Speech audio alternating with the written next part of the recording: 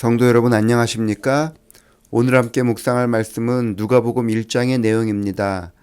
누가복음은 누가라는 사람이 예수님에 대한 여러 기록들을 모아서 편집해 놓은 책입니다. 1장은 천사가 침례 요한의 부모님에게 나타나서 아이를 임신하는 것으로 이야기를 시작합니다. 그리고 6달이 지난 후에 천사는 마리아에게 나타나 마리아가 아이를 가질 것이라고 이야기를 전달합니다. 26절부터 37절의 말씀을 보시겠습니다. 6째 달에 천사 가브리엘이 하나님의 보내심을 받아 갈릴리 나사렛이란 동네에 가서 다윗의 자손 요셉이라는 사람과 약혼한 처녀에게 이르니 그 처녀의 이름은 마리아라. 그에게 들어가 이르되 은혜를 받은 자여 평안할지어다. 주께서 너와 함께 하시도다. 처녀가 그 말을 듣고 놀라 이런 인사가 어찌함인가 생각하며 천사가 이르되 마리아여 무서워하지 말라. 내가 하나님께 은혜를 입었느니라. 보라, 내가 잉태하여 아들을 낳으리니 그 이름을 예수라 하라. 그가 큰 자가 되고 지극히 높으신 이의 아들이라 일컬어질 것이요 주 하나님께서 그 조상 다윗의 왕위를 그에게 주시리니 영원히 야곱의 집을 왕으로 다스릴 것이며 그 나라가 무궁하리라. 나는 남자를 알지 못하니 어찌 이 일이 있으리이까? 성령이 내게 임하시고 지극히 높으신 이의 능력이 너를 덮으시리니 이러므로 나실 바 거룩한 이는 하나님의 아들이라 일컬어지리라. 보라, 내 친족 엘리사벳도 늙어서 아들을 배었느니라. 본래 임신하지 못한다고 알려진 이가 이미 6달이 되었나니 대저 하나님의 모든 말씀은 능하지 못하심이 없느니라.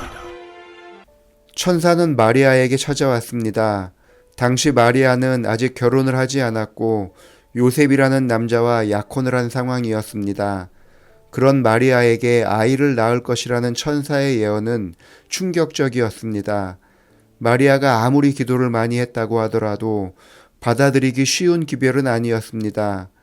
마리아는 당황하여 천사에게 자신은 남자를 알지 못한다고 말을 했습니다.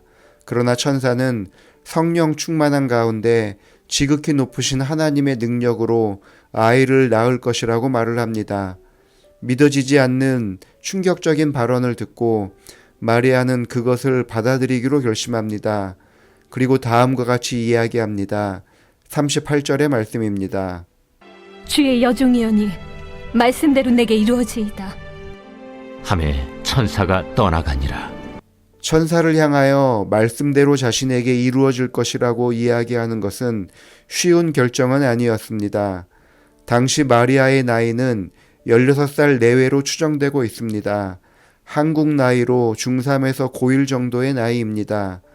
이토록 어린 마리아가 천사의 기별을 받아들이고 자신의 형편이 어떻게 되든지 하나님의 뜻대로 이루어질 것이라고 말하는 것입니다. 자신의 인생이 어떻게 될지도 모르는 상황에서 말씀대로 순종하겠다는 믿음은 정말 예수님의 어머니답다는 생각이 들기도 합니다.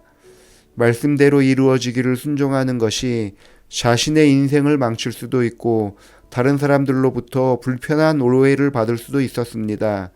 결혼식도 올리지 않은 젊은 여자가 배가 불러서 돌아다닌다면 그것을 사람들이 좋은 모습으로 받아들이지 않을 것입니다.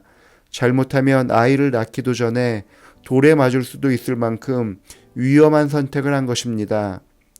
그런데 더 큰 문제는 마리아의 믿음이 아니라 요셉의 믿음과 관련이 있습니다.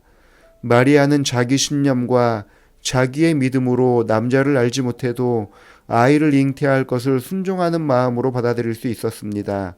하지만 마리아가 이런 상황이 된 것을 어떻게 요셉에게 설명할 수 있었겠습니까?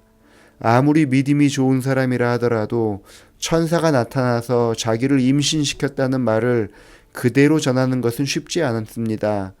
그것도 당사자인 마리아가 임신해서 남편 요셉을 설득하는 것은 불가능한 일입니다.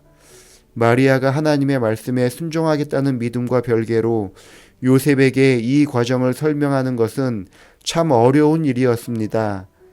아니나 다를까 요셉은 마리아가 임신했다는 사실을 알게 되었습니다.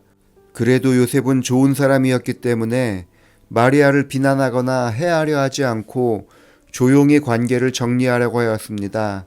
그때의 천사가 요셉에게 나타납니다.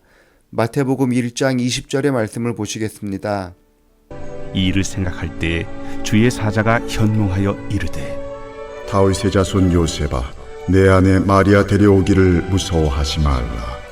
그에게 잉태된 자는 성령으로 된 것이라.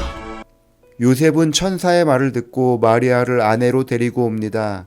여기서부터는 요셉의 믿음이 발휘되는 것입니다. 그리고 마리아의 남편으로서의 역할, 즉 예수님의 아버지로서의 역할을 충실히 수행합니다. 중요한 것은 하나님께서는 사람을 극한으로 몰아넣지는 않으신다는 것입니다. 마리아가 믿음을 발휘하여 순종하기로 결심을 했을 때 하나님께서는 요셉을 찾아가 설득하셨습니다. 마리아의 믿음을 하나님께서 받아주신 것입니다.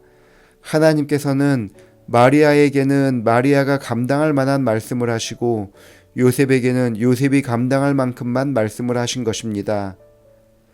우리가 말씀대로 순종하려고 할 때 나는 그것을 감당할 수 있지만 해결해야 하는 다른 일들이 많이 생길 것을 염려하곤 합니다.